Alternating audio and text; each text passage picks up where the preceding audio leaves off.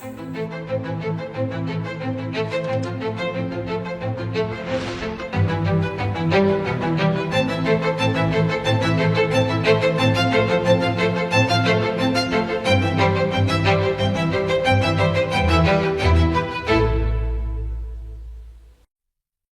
ప్రియమైన దేశ ప్రజలారా, నమస్కారం. మీకు స్వాగతం, సుస్వాగతం. మన్ కీ బాత్ అనేది దేశం యొక్క, దేశ ప్రజల యొక్క విజయాలను ముందుకు తీసుకువచ్చే ఒక బలమైన వేదిక. ఇటీవల ఢిల్లీలో జరిగిన గ్లోబల్ ఏఐ ఇంపాక్ట్ సమ్మిట్ సందర్భంగా దేశం ఇలాంటి ఒక విజయాన్నే చూసింది. అనేక దేశాల నాయకులు, పారిశ్రామిక ప్రపంచంలోని లీడర్లు, ఇన్నోవేటర్లు మరియు స్టార్టప్ సెక్టార్ వాళ్ళు ఏఐ ఇంపాక్ట్ సమ్మిట్ కోసం భారత్ మండపంలో సమావేశమయ్యారు. రాబోయే కాలంలో ఏఐ శక్తిని ప్రపంచం ఎలా ఉపయోగిస్తుంది అనే దిశగా ఈ సమ్మిట్ ఒక టర్నింగ్ పాయింట్గా నిరూపించబడింది. మిత్రులారా, ఈ సమ్మిట్లో నాకు ప్రపంచ నాయకులను, టెక్ సీఈఓలను కలిసే అవకాశం కూడా లభించింది. ఈ ఏఐ సమ్మిట్ ఎగ్జిబిషన్లో నేను ప్రపంచ నాయకులకు చాలా విషయాలు చూపించాను. నేను 2 విషయాలను ప్రత్యేకంగా ప్రస్తావించాలనుకుంటున్నాను. ఈ సమ్మిట్లో 2 ప్రొడక్ట్స్ ప్రపంచవ్యాప్తంగా ఉన్న నాయకులను చాలా ప్రభావితం చేశాయి. మొదటి ప్రోడక్ట్ అమూల్ బూత్లో ఉంది. జంతువులకు చికిత్స చేయడంలో ఏఐ మనకు ఎలా సహాయపడుతుందో ఇందులో వివరించబడింది. అంతేకాక 24 గంటలు ఏఐ అసిస్టెంట్ సహాయంతో రైతులు తమ డైరీ మరియు జంతువులను లెక్క చూసుకోవచ్చు. మిత్రులారా, 2వ ప్రోడక్ట్ మన సంస్కృతికి సంబంధించినది. ప్రపంచవ్యాప్తంగా ఉన్న నాయకులు దీనిని చూసి ఆశ్చర్యపోయారు. ఏఐ సహాయంతో మనం మన ప్రాచీన గ్రంథాలను, మన ప్రాచీన జ్ఞానాన్ని, తాళపత్ర గ్రంథాలను ఎలా సంరక్షిస్తున్నామో, నేటి తరానికి అనుగుణంగా ఎలా మలుస్తున్నామో చూశారు. మిత్రులారా, ఈ ఎగ్జిబిషన్ సందర్భంగా డిస్ప్లే కోసం సుశ్రుత సంహితను ఎంపిక చేశారు. మొదటి దశలో టెక్నాలజీ సహాయంతో మనం తాళపత్ర గ్రంథాల ఇమేజ్ క్వాలిటీని మెరుగుపరిచి వాటిని చదవగలిగేలా ఎలా చేస్తున్నామో చూపించారు. 2వ దశలో ఈ ఇమేజ్ను మెషిన్ చదవగలిగే టెక్స్ట్గా మార్చారు. తరువాత దశలో మెషిన్ రీడబుల్ టెక్స్ట్ను ఒక ఏఐ అవతార్ చదివింది. ఆపై దశలో ఈ అమూల్యమైన భారతీయ విజ్ఞానాన్ని టెక్నాలజీ సాయంతో ఇండియన్ లాంగ్వేజెస్లోకి, విదేశీ భాషలలోకి ఎలా అనువదించవచ్చో చూపించాము. భారతదేశ ప్రాచీన జ్ఞానాన్ని ఆధునిక అవతార్ ద్వారా తెలుసుకోవడంలో ప్రపంచ నాయకులు చాలా ఆసక్తిని కనబరిచారు. మిత్రులారా, ఈ సమ్మిట్లో ఏఐ రంగంలో భారతదేశపు అద్భుతమైన సామర్థ్యాలను ప్రపంచం చూసింది. ఈ సందర్భంగా భారతదేశం 3 మేడ్ ఇన్ ఇండియా ఏఐ మోడల్స్ను కూడా ప్రారంభించింది. ఇది ఇప్పటి వరకు జరిగిన అతిపెద్ద ఏఐ సమ్మిట్. ఈ సమ్మిట్ పట్ల యువతలో ఉత్సాహం మరియు ఉల్లాసం చూడదగినదిగా ఉంది. ఈ సమ్మిట్ విజయవంతమైనందుకు దేశ ప్రజలందరినీ అభినందిస్తున్నాను. మిత్రులారా, నేను తరచుగా చెబుతుంటాను, ఆడేవారే వికసిస్తారు. క్రీడలు మనల్ని కలుపుతాయి కూడా. ఈ మధ్య మీరు T20 వరల్డ్ కప్ మ్యాచ్లను చూస్తూనే ఉండి ఉంటారు. మ్యాచ్ చూస్తున్నప్పుడు చాలాసార్లు కొందరు ఆటగాళ్లపై మీ కళ్ళు నిలిచిపోయి ఉంటాయని నాకు గట్టిగా అనిపిస్తోంది. జెర్సీ వేరే దేశానిది అయి ఉంటుంది, కానీ పేరు వినగానే అరే ఇతను మన దేశం వాడే అనిపిస్తుంది. మనసులోని ఏదో ఒక మూల చిన్నపాటి ఆనందం కలుగుతుంది. ఎందుకంటే ఆ ఆటగాడు భారతీయ మూలాలకు చెంది తన కుటుంబం స్థిరపడిన దేశం కోసం ఆడుతూ ఉంటాడు. వారు తమ తమ దేశాల జెర్సీలు ధరించి మైదానంలోకి దిగి మనస్ఫూర్తిగా ఆ దేశానికి ప్రాతినిధ్యం వహిస్తారు. కెనడా జట్టులో అత్యధికంగా భారతీయ మూలాలున్న ఆటగాళ్లు ఉన్నారు. జట్టు కెప్టెన్ దిల్ప్రీత్ బాజ్వా పంజాబ్లోని గురుదాస్పూర్లో జన్మించారు. నవనీత్ ధాలివాల్ చండీగఢ్కు చెందినవారు. ఈ జాబితాలో హర్ష్ ఠాకూర్, శ్రేయస్ మోవా వంటి అనేక పేర్లు ఉన్నాయి. వీరు కెనడాతో పాటు భారతదేశానికి కూడా గర్వకారణంగా నిలుస్తున్నారు. అమెరికా జట్టులో చాలామంది భారత దేశీయ క్రికెట్ నుండి వచ్చినవారే. అమెరికన్ జట్టు కెప్టెన్ మోనాంక్ పటేల్ గుజరాత్ అండర్-16 మరియు అండర్-18 జట్లకు కూడా ఆడారు. ముంబైకి చెందిన సౌరభ్, హర్మీత్ సింగ్, ఢిల్లీకి చెందిన మిలింద్ కుమార్ వీరంతా అమెరికన్ జట్టుకు గర్వకారణం. ఇప్పుడు ఒమన్ జట్టులో గతంలో భారతదేశంలోని వివిధ రాష్ట్రాలలో ఆడినవారు చాలామంది ఉన్నారు. జతీందర్ సింగ్, వినాయక్ శుక్లా, కరణ్, జై, ఆశిష్ వంటి ఆటగాళ్లు ఒమన్ క్రికెట్లో బలమైన స్తంభాలు. న్యూజిలాండ్, యుఏఈ మరియు ఇటలీ జట్లలో కూడా భారతీయ మూలాలున్న ఆటగాళ్లు తమ స్థానాన్ని సంపాదించుకుంటున్నారు. ఇలా ఎందరో భారతీయ మూలాలున్న ఆటగాళ్లు తమ దేశానికి గర్వకారణంగా నిలుస్తున్నారు. అక్కడి యువతకు స్ఫూర్తిగా నిలుస్తున్నారు. భారతీయత యొక్క ప్రత్యేకత ఇదే కదా. భారతీయులు ఎక్కడికి వెళ్ళినా తమ మాతృభూమి మూలాలతో అనుబంధం కలిగి ఉంటారు. మరియు తమ కర్మభూమి అంటే వారు నివసించే దేశం యొక్క అభివృద్ధికి కూడా సహకరిస్తారు. నా ప్రియమైన దేశ ప్రజలారా, ఏ తల్లిదండ్రులకైనా తమ బిడ్డను కోల్పోవడం కంటే పెద్ద దుఃఖం మరొకటి ఉండదు. ఒక చిన్న బిడ్డను కోల్పోయిన దుఃఖం మరింత తీవ్రంగా ఉంటుంది. కొద్ది రోజుల క్రితం మనం కేరళకు చెందిన ఒక చిన్నారి అలీన్ షరీన్ అబ్రహంను కోల్పోయాము. కేవలం 10 నెలల్లోనే ఆమె ఈ లోకాన్ని విడిచి వెళ్ళిపోయింది. ఆమెకు ఎంతో భవిష్యత్తు ఉండాల్సింది. అది అకస్మాత్తుగా ముగిసిపోయింది. ఎన్నో కలలు, సంతోషాలు అసంపూర్ణంగా మిగిలిపోయాయి. ఆమె తల్లిదండ్రులు ఎంతటి వేదనను అనుభవిస్తున్నారో దానిని మాటల్లో వర్ణించలేము. కానీ ఇంతటి తీవ్రమైన బాధలో కూడా అలీన్ తండ్రి అరుణ్ అబ్రహం మరియు తల్లి షెరిన్ దేశవాసులందరి హృదయాలు వారి పట్ల గౌరవంతో నిండిపోయేలాంటి ఒక నిర్ణయం తీసుకున్నారు. వారు అలీన్ అవయవాలను దానం చేయాలని నిర్ణయించుకున్నారు. ఈ ఒక్క నిర్ణయంతో వారి ఆలోచన ఎంత గొప్పదో, వారి వ్యక్తిత్వం ఎంత ఉన్నతమైనదో తెలుస్తోంది. ఒకవైపు వారు తమ కుమార్తె పోయిన దుఃఖంలో మునిగిపోయి కూడా మరోవైపు ఇతరులకు సహాయం చేయాలనే భావనను కలిగి ఉన్నారు. అలాంటి కష్టం ఏ కుటుంబానికి రాకూడదని అనుకున్నారు. అలీన్ షరీన్ అబ్రహం ఈరోజు మన మధ్య లేరు. కానీ ఆమె పేరు దేశంలోని అతి పిన్న వయస్కులైన ఆర్గాన్ డోనర్స్లో చేరింది. మిత్రులారా, ఈ రోజుల్లో భారతదేశంలో ఆర్గాన్ డొనేషన్పై అవగాహన నిరంతరం పెరుగుతోంది. దీనివల్ల అవసరమైన వారికి సహాయం అందుతోంది.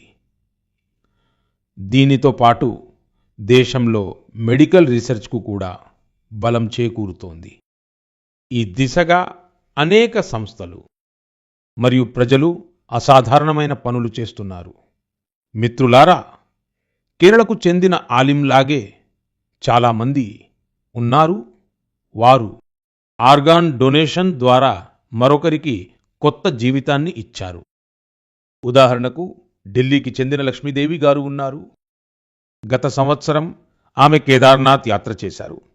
దీనికోసం ఆమె 14 కిలోమీటర్లు ట్రెక్కింగ్ చేయాల్సి వచ్చింది.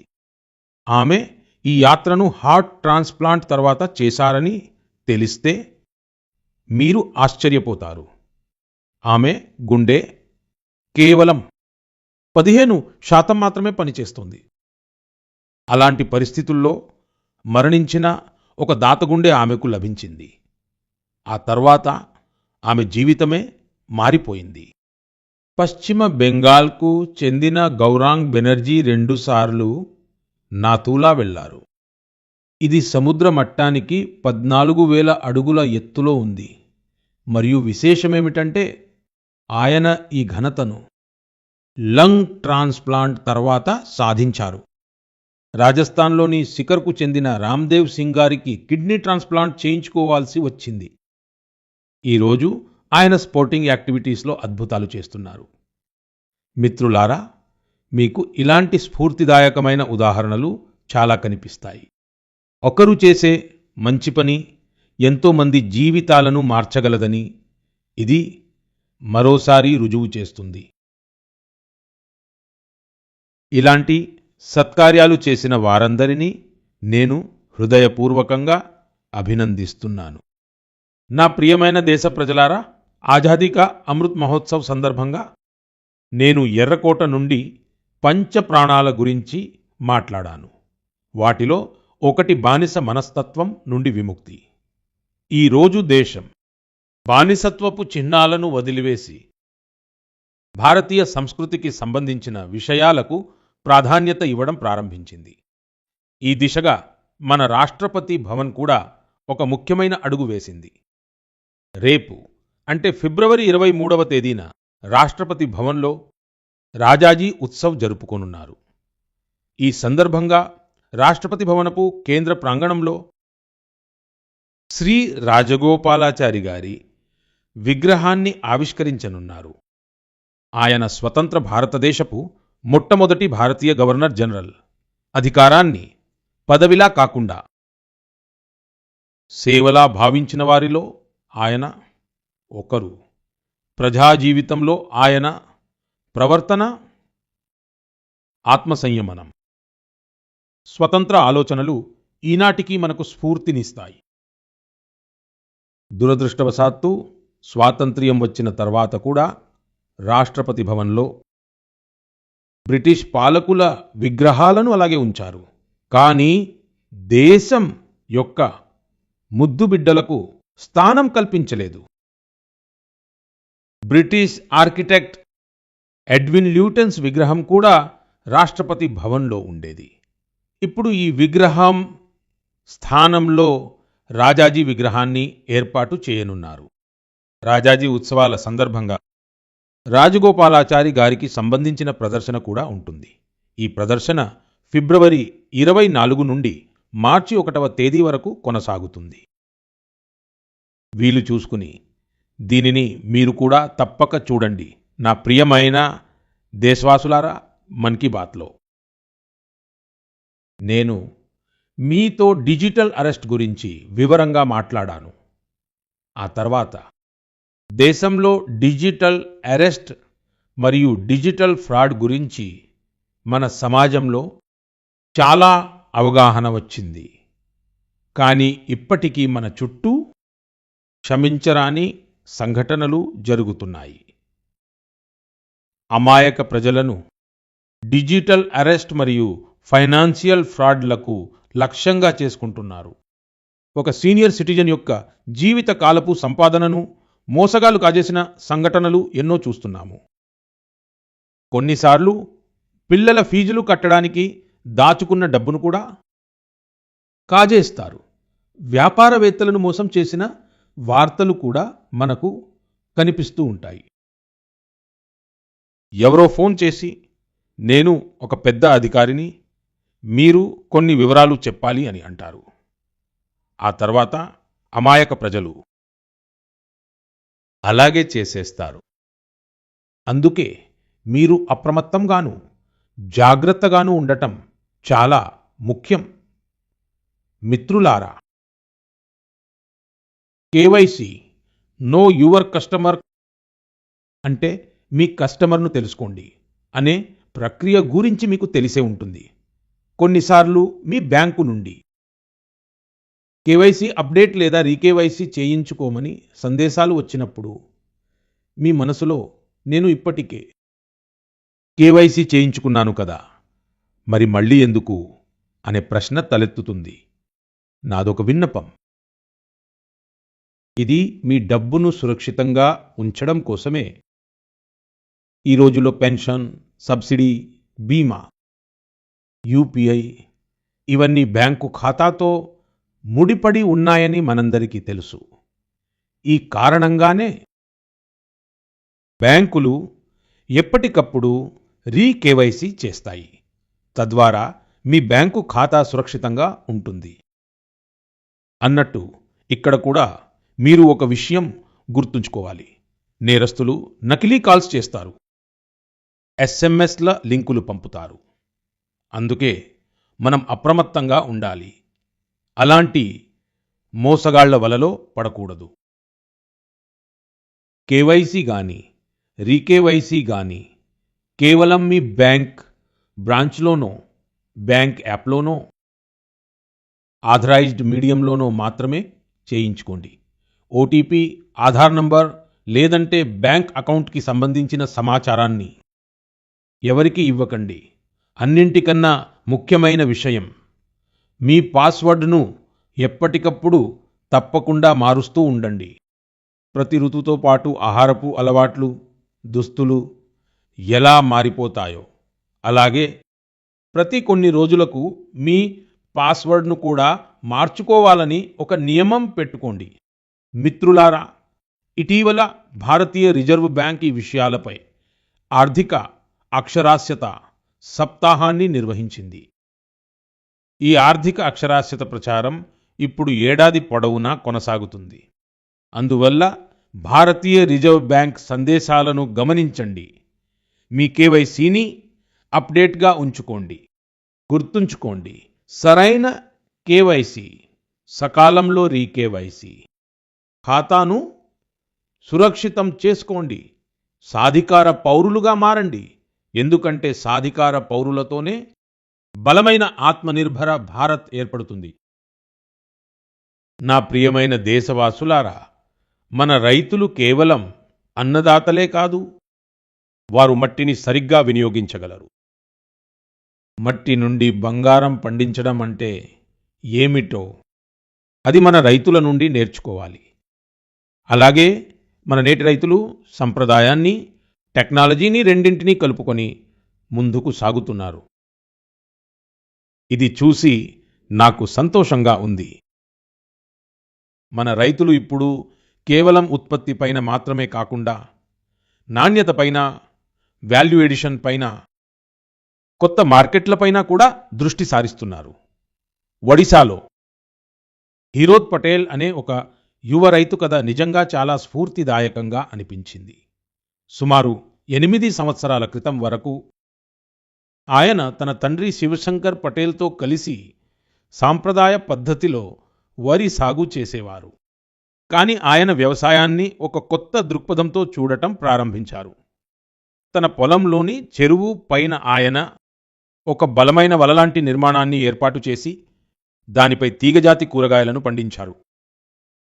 చెరువు చుట్టూ అరటి, జామ, కొబ్బరి చెట్లను నాటారు.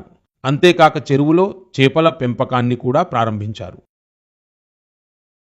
అంటే ఒకే చోట సాంప్రదాయ వ్యవసాయం జరుగుతోంది.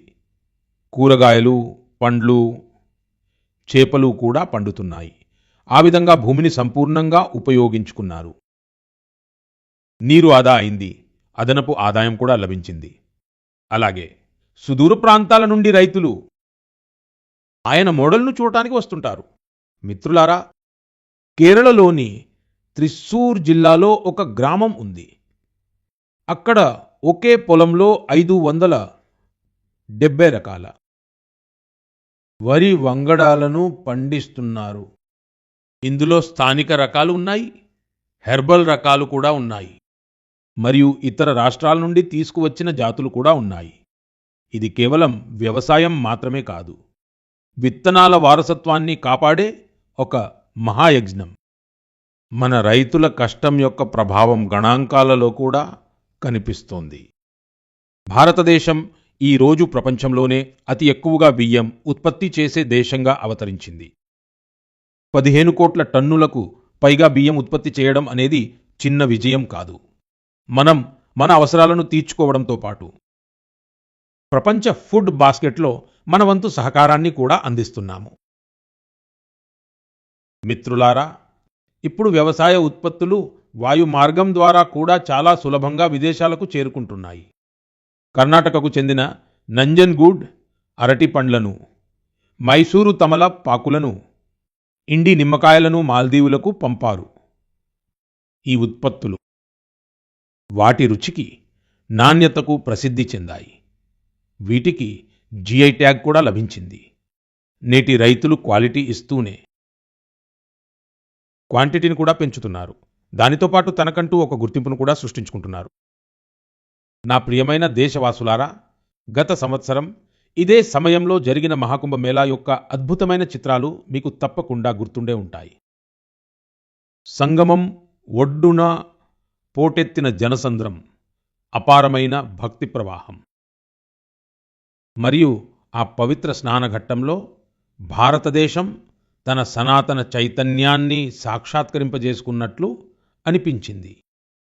మిత్రులారా, మహాకుంభ్ యొక్క అదే ప్రవాహం, అదే మాఘమాసం, అవే భక్తి స్వరాలు ఉత్తరం నుండి దక్షిణం వైపు ప్రవహించినప్పుడు ఒక కొత్త గుర్తింపు లభిస్తుంది. మిత్రులారా, కేరళ గడ్డపై భారతపూజ నది ఒడ్డున తిరునవయలో శతాబ్దాల నాటి ఒక సంప్రదాయం ఉంది. అదే మామాంగం. దీనిని చాలామంది మహామాఘ మహోత్సవం లేదా కేరళ కుంభ్ అని కూడా పిలుస్తారు. మాఘ మాసంలో పవిత్ర నదిలో స్నానం చేయడం మరియు ఆ క్షణాన్ని జీవితంలో ఒక మరుపురాని జ్ఞాపకంగా మార్చుకోవడం, ఇదే దీని ఆత్మ. కాలక్రమేణా ఈ సంప్రదాయం కనుమరుగైంది. సుమారు 250 సంవత్సరాల పాటు ఈ కార్యక్రమం మునుపటిలా అంత వైభవంగా జరగలేదు. కానీ ఈరోజు మన వారసత్వాన్ని తిరిగి గుర్తిస్తున్న మన దేశంలో చరిత్ర మరో మలుపు తీసుకుంది. ఈసారి ఎలాంటి గొప్ప ప్రచారం లేకుండానే కేరళ కుంభ్ విజయవంతంగా జరిగింది. దీని గురించి ఒకరి నుంచి ఒకరికి తెలిసింది. ఈ విషయం ఒకరి నుంచి ఒకరికి పాకిపోయింది. చూస్తుండగానే భక్తులు తిరునవాయ చేరుకోవడం ప్రారంభించారు. మిత్రులారా, మహాకుంభ్ అయినా కేరళ కుంభ్ అయినా ఇది కేవలం స్నాన పర్వదినం మాత్రమే కాదు. ఇది స్మృతి జాగరణ. ఇది సంస్కృతిని పునఃస్మరించుకోవడం. ఉత్తరం నుండి దక్షిణం వరకు నదులు వేరైనా, ఒడ్డులు వేరైనా, విశ్వాస ప్రవాహం మాత్రం ఒక్కటే. ఇదే భారతదేశం. మిత్రులారా, మన దేశంలో ఇలాంటి వారు ఎల్లప్పుడూ ప్రజల హృదయాల్లో నిలిచిపోతారు.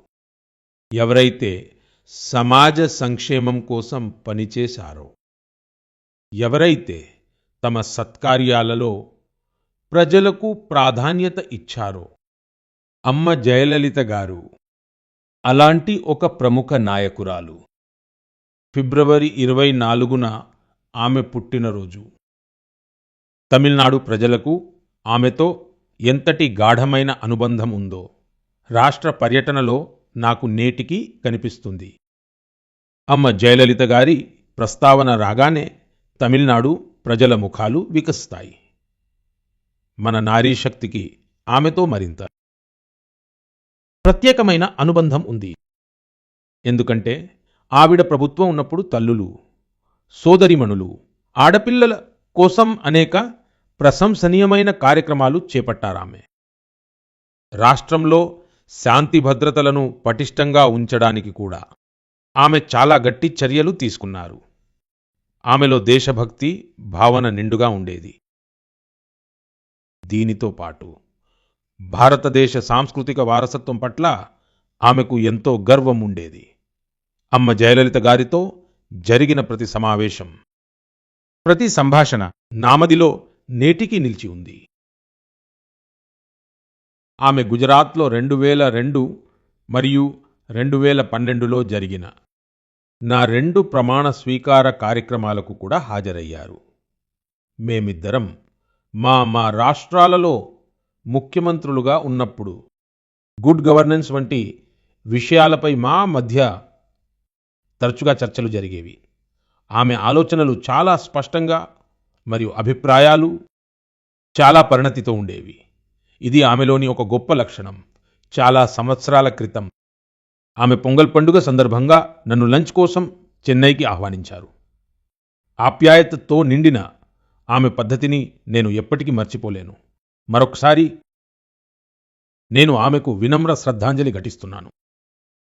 ஜெயலலிதா அவர்களுக்கு ஏன் நினைவாஞ்சலிகள் சமுதாயத்திற்கு அவர் ஆற்றிய சேவை என்றும் நினைவில் இருக்கும்.